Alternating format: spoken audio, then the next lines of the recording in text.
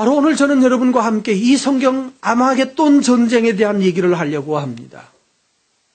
사람들이 이 성경 구절을 가지고 이렇게 말하는 사람들이 있습니다. 아마겟돈 전쟁이라는 게 이때 뭔데? 아마 세계 3차 세계대전일 거야. 세계 3차 대전이 일어나면 이 땅에 있는 모든 핵무기들이 다 펑펑 다 터질 것이고 북한이 미사일 만드는데 그거 다 터질 것이고 그래서 이 지구는 산산조각이 나고 이 땅에 있는 모든 핵무기가 다 터지면 지구는 가루가 되어서 날아가 버릴 것이야. 무서워. 무서워. 이러고. 여러분 3차 대전 무섭습니까? 안 무섭습니까? 예? 무서워요? 괜찮아요. 무서워하지 마세요. 무서워하지 않으셔도 됩니다. 왜 그리스도인들이 이걸 무서워하는지 모르겠어요. 3차 세계대전 나서 만약에 다 터져서 죽는다고 그러면 뭐 하면 되죠? 죽으면 되죠. 따라합시다. 죽으면 된다. 그럼 걱정이 없지. 죽으면 되는, 뭘 죽는 것을 그렇게 두려워하십니까? 마지막 3차 세계대전 나가지고 죽는 것보다 더 두려운 일이 뭘까요? 지금이 두려워. 지금을 두려워하라. 지금 내가 의롭게 사는지, 지금 내가 바로 사는지 그걸 두려워하면 되는 거예요. 어젯밤에 우리 집에서 약간의 또 논쟁이 있었습니다. 동해 바다에 지금 어떤 사람들이 뭐 유조선인가? 유조선이 아니고 뭐 무슨 뭐 크레인선인가 뭐 어떤 예인 등등 잘 모르겠어요. 간단하게 기사만 읽어가지고 뭔가가 이렇게 뒤집어져서 바다 속으로 들어갔다면서요. 둘 다 완전 들어간 거예요. 예, 그리고 거기에 사람이 뭐 몇십 명이 이미 상당한 많은 사람이 죽었고 또 나머지 사람들은 발견되지 않았고 그래서 한 사람도 어제 뭐 인양되었다고. 겨울에는 바다에 빠지면 30분 내로 다 죽습니다. 얼어 죽는 거예요. 저체온으로 다 심장마비로 다 죽어요. 불쌍하다. 얼마나 불쌍하다. 그 가족은 얼마나 아플까. 맞아요. 그 본인 가정은 되게 아주 무서운 불행입니다. 저주입니다. 재앙입니다. 생각하면 그 추위와 공포 가운데 서서히 죽어간 어떤 사람을 생각하면 가슴이 저리는 거예요. 저 그거 모르는 것이 아니고. 그런데 더 중요한 것은요. 그는 이미 결정 나버리고 지나간 종료된 사건이에요. 종료된 사건. 더 두려운 것은 뭘까요? 그 일이 작년 겨울에는 없었나요? 비슷한 사건이. 작년 여름에는 없었나요? 이래저래 바다 물속으로 빠져들어가는 사람, 이래저래 뭐 집 짓다가 무너지는 사람, 지하철 들어갔다가 어떻게 되는 사람, 어디에서는 뭐 불나서 어떻게 돼서 수없이 많은 사건과 사건들이 날마다 이어져 가고 있는 사건이라는 사실이에요. 그거 불쌍하다가 아니라 돌아서서 보면 누구 사건일 수 있어요? 오늘 저녁 나의 사건 될 수 있고 우리 집 사건이 될 수 있다는 생각을 하면 이게 무서운 거예요. 3차 세계대전이 무서운 것이 아니라 지금 이 사건이 내 앞에 다가올 수 있다는 사건. 겁을 주자는 얘기가 아니라 오면 죽으면 돼요. 3차 대전이 일어나면 죽으면 되는데 문제는 준비되지 않아서 그것이 나에게 황당하게 닥칠 때 그것이 무서운 거라는 말입니다. 오늘 성경 말씀 16장에 보면 16장에는 진노의 대접을 하나님이 땅에 쏟으신다는 것입니다. 진노의 대접을 1, 2, 3을 쏟으시는데 첫째 2절 말씀해 보실까요? 한 천사가 가서 첫 번째 천사가 진노의 대접을 땅에 쏟아버리니까 누가 죽습니까?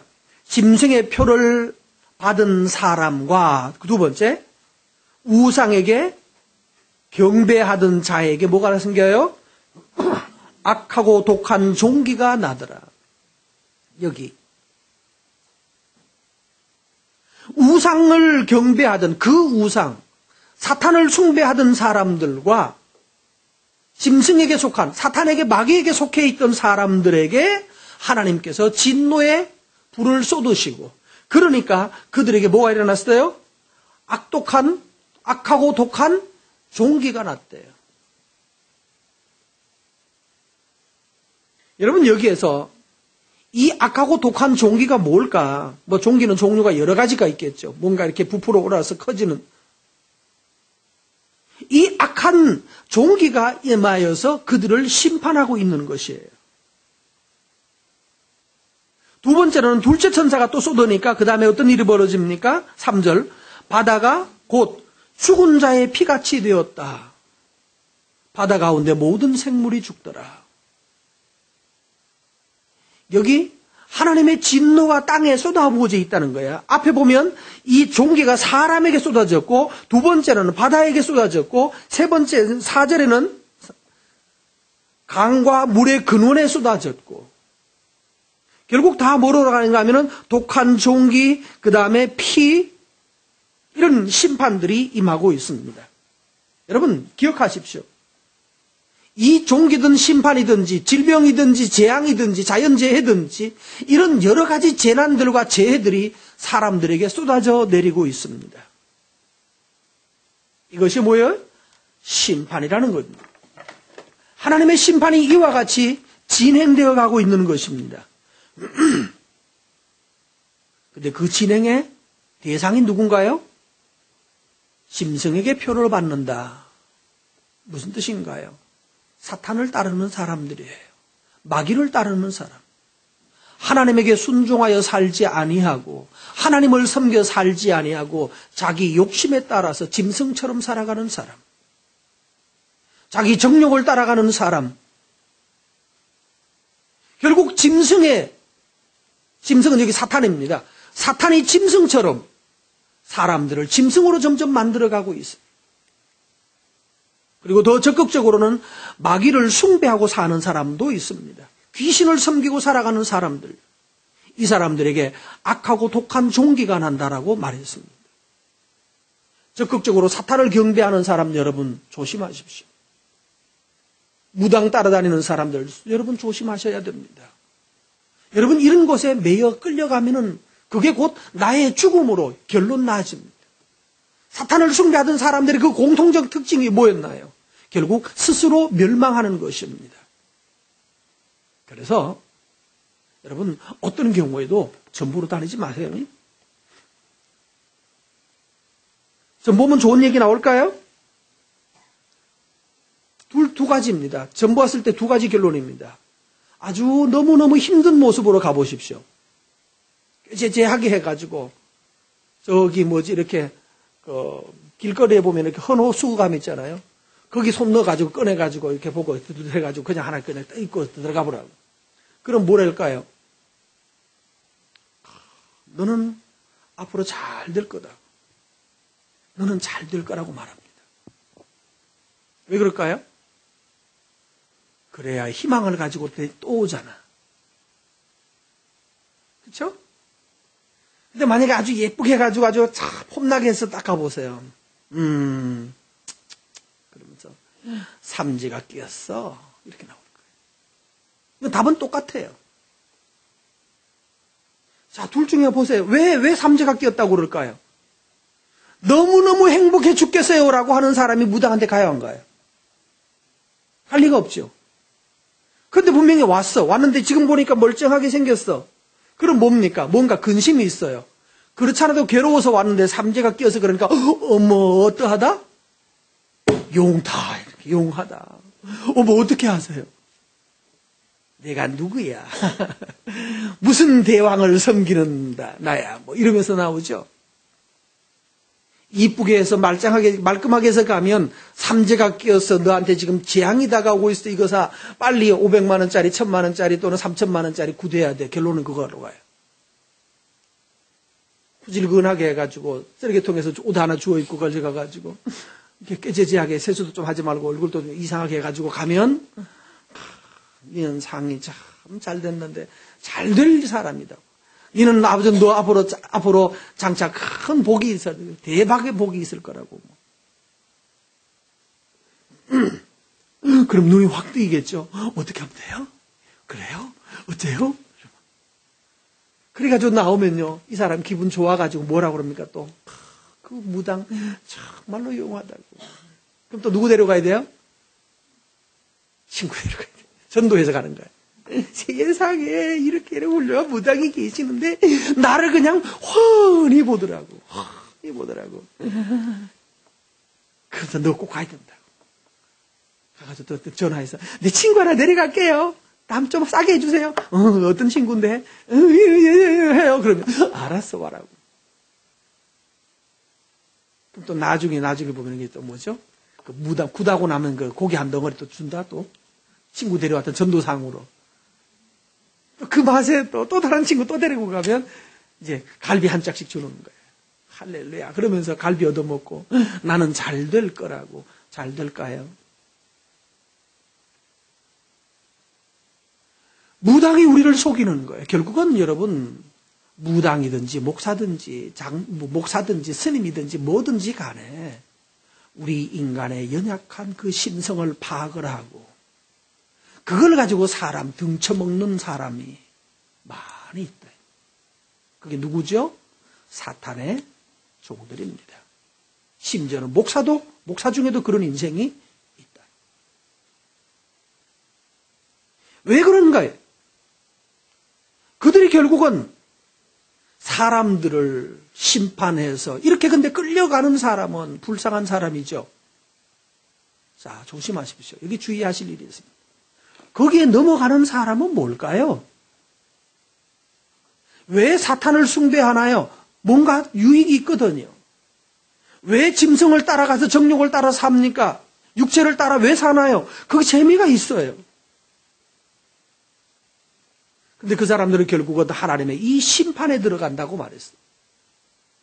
사탄을 숭배하던 마이클 잭슨이 어느 날 이상하게 죽지 않던가요? 그 심판을 받는 이유가 뭘까요? 불쌍한가? 자, 이게. 여러분, 오늘 제가 좀 냉철하게 생각하셔야 됩니다. 감성적으로, 뭐 불쌍해. 많이 아닙니다. 그 불쌍이 내게 닥치면요. 불쌍이 아니잖아요, 이때는요. 남 얘기일 때는 불쌍하다, 이거지만 내 얘기일 때는요. 화로다, 망했다. 재앙이거든요. 이 재앙에 빠져들지 않으려면 정신 똑바로 차리셔야 돼요. 누가 물속에 붕 먹어 들어갔다면, 누가 불 속에 뛰어들어 불 속에서 어떻게 됐다면, 불쌍한 것이 아니고, 그건 불쌍해도 끝났고, 안 불쌍해도 끝난 거예요. 더 중요한 것은 뭐라고요? 이 일이 누구에게? 내게 임하지 않아야 하는 거예요. 그러기 위해서 내가 할 일이 뭔가, 지금 내가 할 일을 찾는 것이 더 중요한 것이에요. 사람의 말장난에 넘어가서 허우적거리지 말고, 누가 무당에게, 누가 속이는 자에게, 누가 이단에게 어떻게 됐다고 말했는데 정신 차리고, 아차! 나도 동일하게 당할 수 있다는 생각을 하면 정신이 번쩍 차려지면서 눈이 밝아지고 정신이 바짝 차려져야 돼요. 여러분, 이 세상 살면서 여러분 감성적으로 살면 반드시 감성적인 사람은, 감성시대라고 말하지만 감성적인 사람은 이성적인 사람에게 유도되어서 끌려갑니다.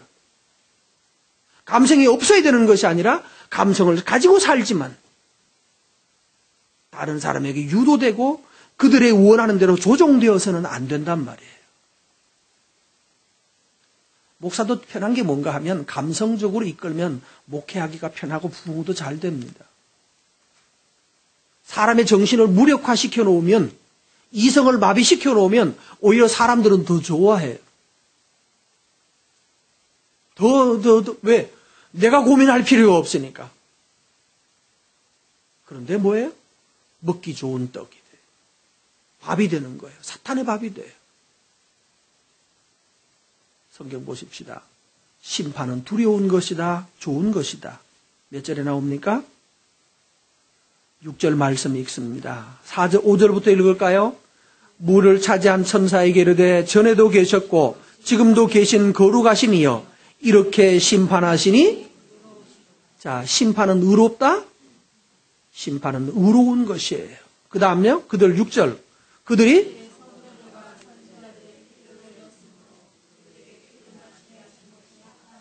예, 이렇게 하는 것은 어떠하다? 합당하다. 이 재앙이 있는 것은 합당하다. 어머, 불쌍해. 하나님이 어째서 합당하다. 너무나 무서운 얘기죠. 어떤 심판으로 말미암아서 재앙에 임하였을 때 그것은 의로우시도다, 합당하다라고 선언해버려요. 이거 잘못 들으면 하나님 아주 못된 분이 되어버리죠. 그 다음 7절 또 읽습니다. 내가 들으니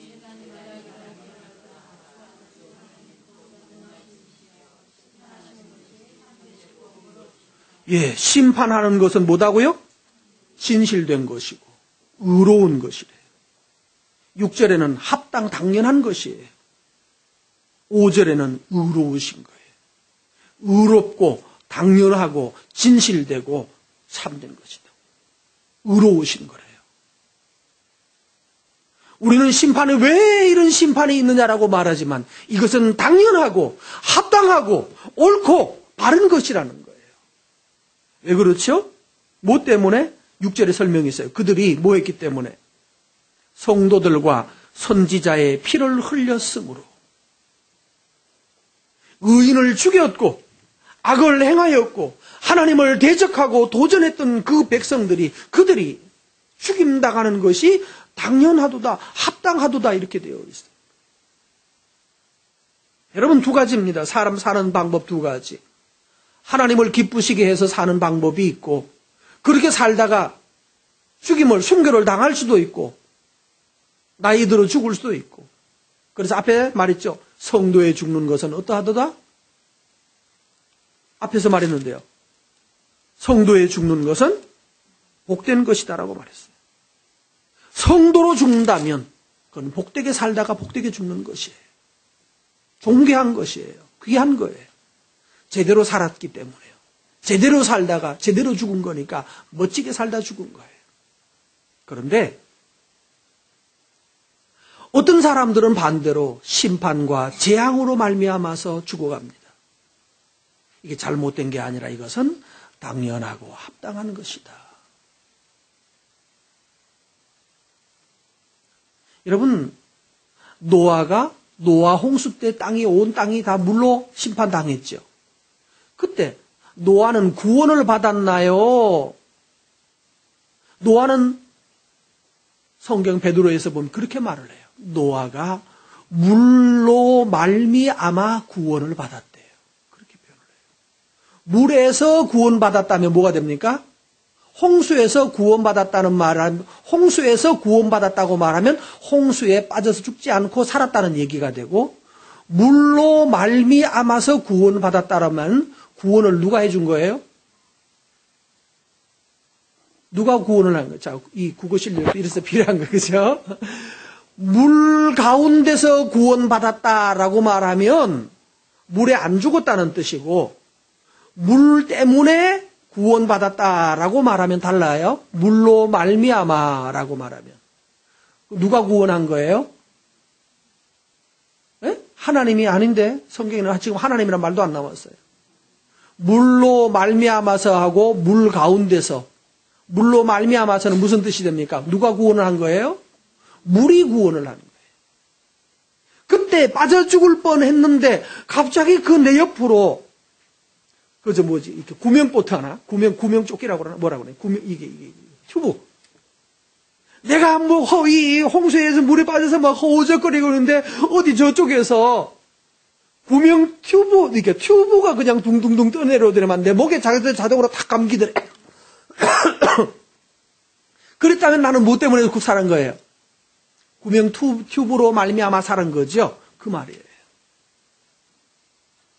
노아는 뭐 때문에 죽을 뻔했는가 하면 물 때문에 홍수 때문에 죽을 뻔한 게 아니고 뭐 때문에 죽을 뻔했을까요?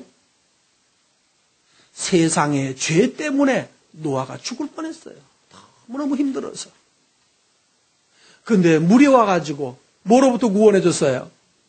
세상의 죄로부터 자기를 구원해 줬어요.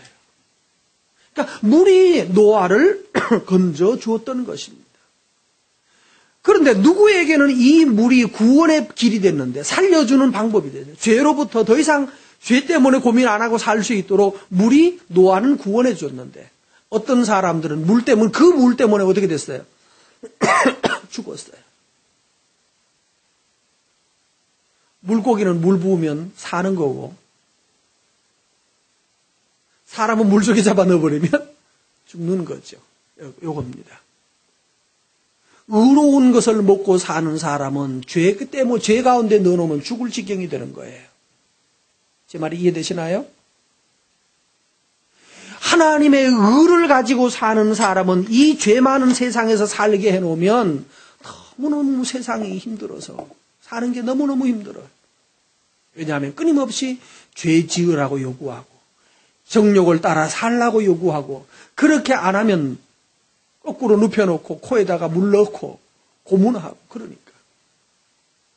여러분 군대에서 그런 사람이 있는지 모르겠습니다. 군대 가면 믿는 애들이 가면 옛날에는 그랬다고 그래요. 야 담배 피워. 저 예수 믿습니다. 담배 안 피웁니다. 이 새끼가 그러면서 야 묶어 해가지고 애 딱 양쪽에 묶어놓고 그냥 담배 입에 갖다 들이대고 술 갖다 부어 넣고 안 먹는 사람이 근데 술을 좋아하는 사람은 술이 뭐 없어서 못 먹고 비싸서 못 먹지 그렇잖아요. 의롭게 살려는 사람은 이 세상에 살려고 하면 너무 스트레스를 많이 받게 돼요.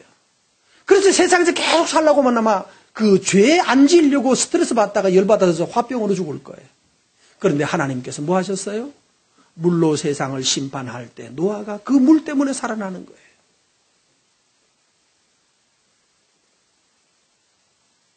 똑같이 다윗도 마찬가지였습니다. 다윗 때 누가 있었습니까? 왕이?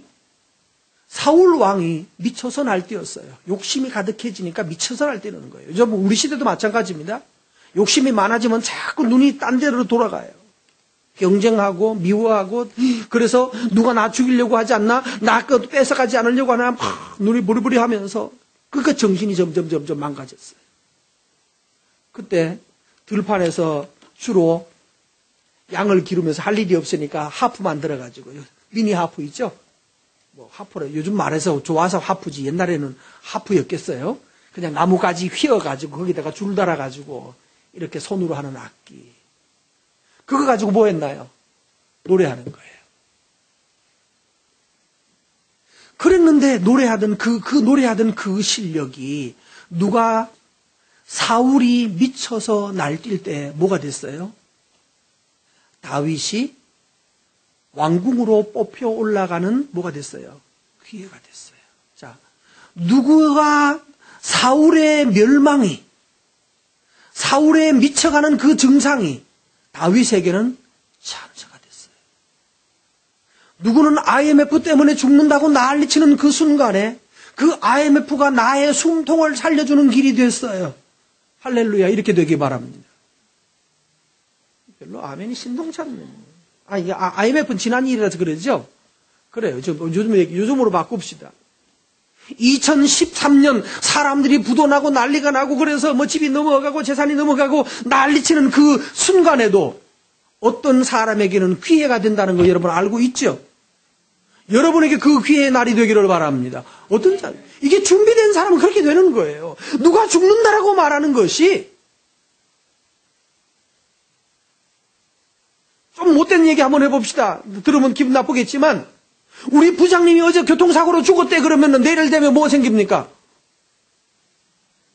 가가지고 조의문 한번 하고 이렇게 또 한 봉투 내고 아이고 한번 하고 돌아오면 내일 되면 월요일 날 아침에 가면 뭐 생겨요? 뭐 생겨요? 이제 자 이거 누가 하느냐 이거 누가 부장되느냐 이거죠. 그렇잖아요? 누가 부장되느냐가 되는 거예요. 누구의 심판당함이, 누구의 재앙당함이 어떤 사람에게는 예상 밖의 진급의 기회가 되고 예상 밖의 성공의 기회가 되고 하나님의 은혜가 이와 같이 여러분에게 임하게 되기를 축복합니다.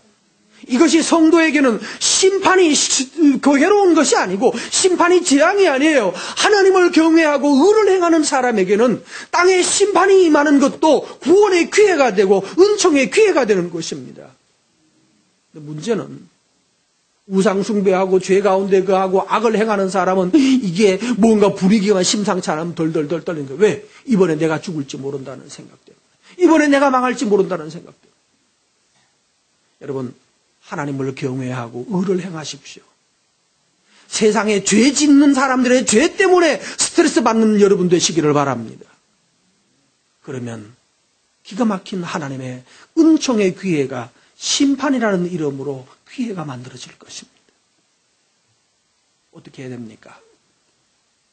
넷째 천사의 얘기가 나오는 6절, 7절부터 8절에 나와 있습니다. 자, 8절 읽습니다. 넷째 천사가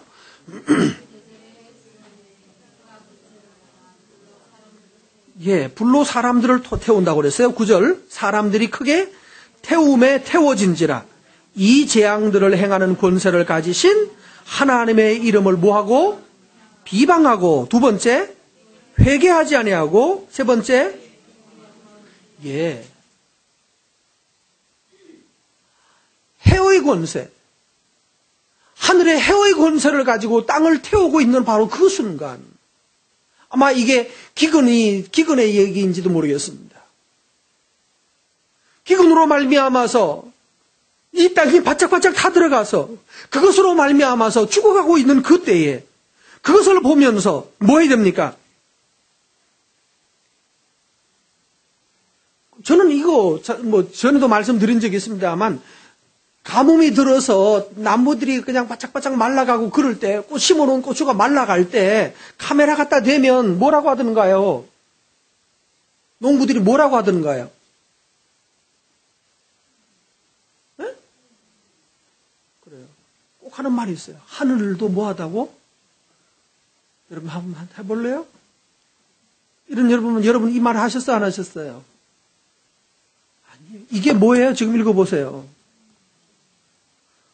하나님의 권세를 가지신 하나님을 비방하고 있다. 여러분, 어려워지면 사람들이 하늘도 무심하시지 하나님이 해도 너무하네 이런 소리 하고 있어요.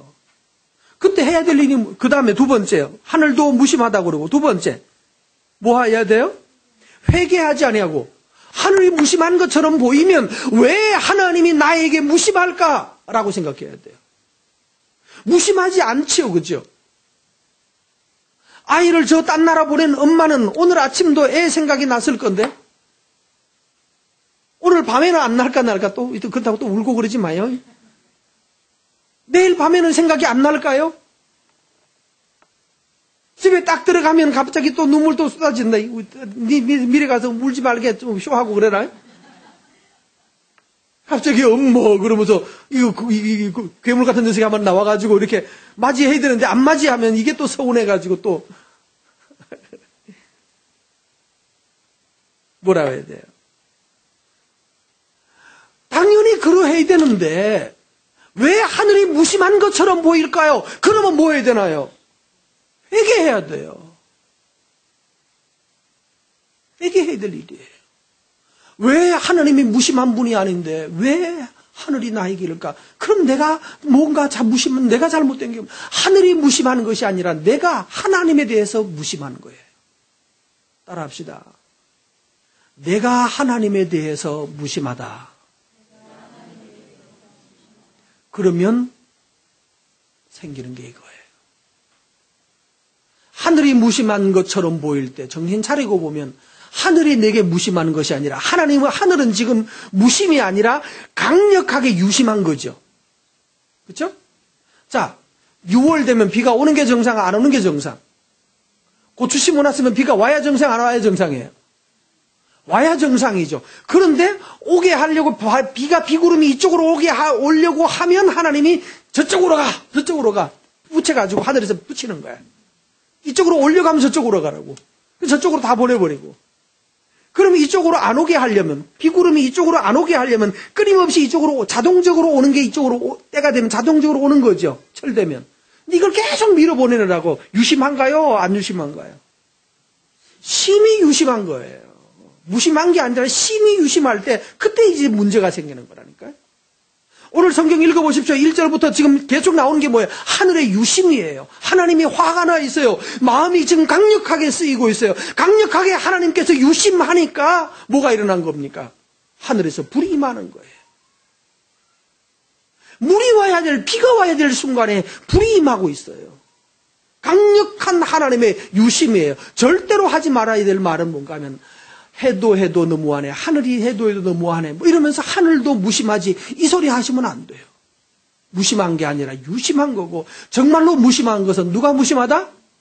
내가 하늘에 대하여 무심할 때 하늘이 강력하게 유심해지는 겁니다. 내가 하나님에 대해서 얼마나 무심하였는지를 깨닫고 돌아서서 회개하는 은혜가 있기를 바랍니다. 이 사람이 사는 길이 생기는 거예요. 그럼 어떻게 해야 됩니까? 하늘이 무심한 것처럼 보일 때 회개하고, 그 다음에 뭐 하라? 몇 절?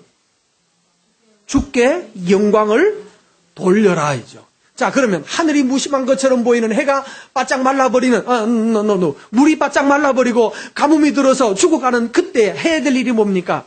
하나님의 유심함을 보여주셔서, 하나님의 나에게 유심함을 보여주셔서 감사합니다 라고 하면서 나의 지금 죽게 된 상황에 대해서 뭐 하라고요?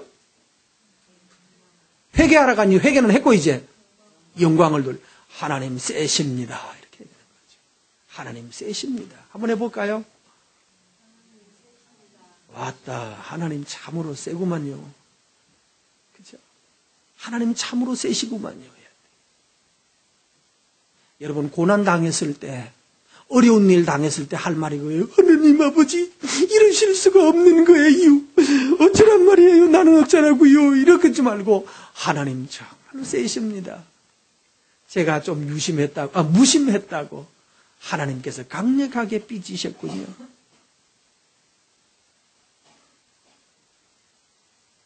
하나님께 당신의 크심을, 당신의 나에 대하여 유심하심을 인하여 하나님께 영광을 돌리기 바랍니다. 그래서 하나님 속 풀리실 때까지 계속 하세요. 속 풀리실 때까지 하세요 라고 해야 돼요.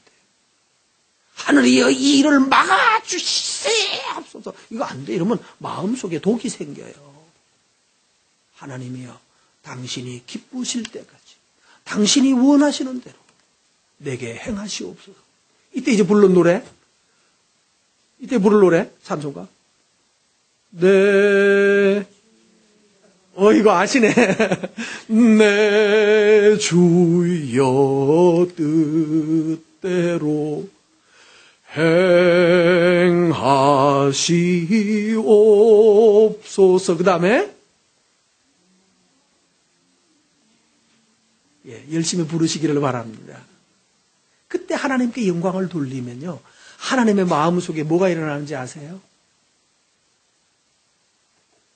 하나님의 긍휼이 확 터져버려요. 긍휼이, 불쌍한 마음이 확 터져버려요. 자식이 잘못해가지고 혼내려고 맘먹었는데 애가 참으로 뉘우치는 모습을 보면 그때부터 속이 막 쓰리잖아요. 가슴이 막 터져나옵니다. 하나님의 긍휼이 폭발할 때, 하나님의 긍휼이 왈칵 쏟아져 나올 때 거기에서 기적이 나와요. 기적이 나타나요.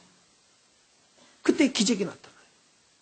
삽시간에 몸이 쇼하고 뭐 찌어다 말찌어다 뭐 이런 소리 안 해도 삽시간에 몸에 질병이 확 떠나가기도 하고, 문제가 갑자기 해결된다고 전화가 오기도 하고, 하나님의 긍휼이 쏟아져 나올 때 기적이 나타납니다. 여러분, 이 기적을 경험하고 누리게 되길 바랍니다. 주여 이러실 수는 없는 거예요. 하나님 입장 바꿔 생각해 보세요. 이러면요, 그 문제는 해결해 줍니다. 속지 마세요. 그 문제는 해결해 줍니다. 왜? 죽으면 안 되니까 그런다고 또. 꼭 요렇게 또 가르치는 분들이 있어요. 어디가 저 낭떠러지 가가지고 하나님 나 오늘 안 해주시면 나 여기서 기도하다 뒤져버릴 겁니다. 뭐 이러면서 여기서 아파트 옥상에 올라가가지고 하나님 들어주시옵소서 그러고 있으면 하나님이 들어줍니다. 진짜로 뛰어내려버리면 뛰어내려봐 그러면 안 뛰어내릴 거지만, 그러다가 진짜로 실수로 떨어지면 죽으니까 들어줍니다. 그러면 그 다음에 할 일이 뭡니까? 야, 내가 기도 응답받았다고. 결사적으로 기도했더니만은 할렐루야 기도 응답받았다고. 하나님 막 찬양한다고. 이제 그 다음에 이제 그거 끝나서 이제 그 뭐죠? 그 긴장 풀어지면 일주일 후, 한 달 후쯤 되면 또 더 큰 일 또 생깁니다. 네가 나를, 그걸로 나를 차 안 사준다고 옥상에 올라가서 뛰어내린다 만다 했다고? 그래, 차는 사준다. 대신에 한번 골탕 먹어봐라. 왜 골탕을 먹여야 됩니까? 보복하기 위해서가 아니에요. 뭐 때문이죠? 마음속에 있는 뭐가 있어요? 이 아이 속에? 악함이 있어요. 이 악함을 깨내기 위해서는 뭐 해야 됩니까? 그래, 차는 사줬어요. 안 사주면 뛰어 죽는다고 아우성을 치면 차는 사줍니다. 대신에 뭔 일이 벌어질까요? 차 브레이크를 밟을 수 없는 사정이 생길걸? 차 브레이크 밟을 수 없는 사정이 뭐가 있죠? 예? 다리 부러져서 6개월 동안 병원에 누워 있어 봐요. 주차장에서 차가 썩어버려요. 하나님은 뭐 하시는 하나님이었죠, 앞에? 1번에서 나온 거예요? 심판하시는 하나님. 주차장에서 차가 썩고 있을 때, 그때 뭐 해야 된다고요? 이제 지금 결론으로 정리하려고 그래요. 주차장에 차가 썩고 있을 때쯤 되면 뭐 하라고요? 그렇죠. 주차장에서 차가 썩어가게 있게 해주셔서 주께 영광을 돌립니다. 하나님은 정말로 지극히 선하시고 의로우시고 합당하십니다. 그럴 수 있는 것이 참된 믿음입니다. 이렇게 참된 믿음을 가지고 돌아서야 그 다음에 퇴원하고 나면 하나님이 제대로 복을 주시는 거예요. 왜? 인간 뇌 속에 있는 더러운 이 욕망과 이 열망을 해결하지 않고는 그 다음 단계로 넘어갈 수가 없어요. 집안에 있던 탕자의 형이 있죠. 탕자는 돌아올 때 너무너무 가슴 아프게. 왜? 돈을 다 잃어서 아팠나요? 아니에요. 돈 얘기는 하나도 안 나와요, 그게. 뭘 잃었어요? 아버지를 떠난 것에 대해서. 내가 아버지를 떠난 것에 대해서. 그래서 돌아갔더니만 아버지는 뭐 하고 있던가요? 한국식으로 표현한 벗은 발로 쫓아나왔다고 그랬죠. 아버지의 그 애탐에 대하여 아이가 알아요. 얼마나 우리 아버지가 나 때문에 가슴 아파했는지. 아버지가 얼마나 나 때문에 가슴 아팠는지를 알면 그 다음에는요. 아버지가 다 맡겨놔도 돼요. 다 맡겨놔도.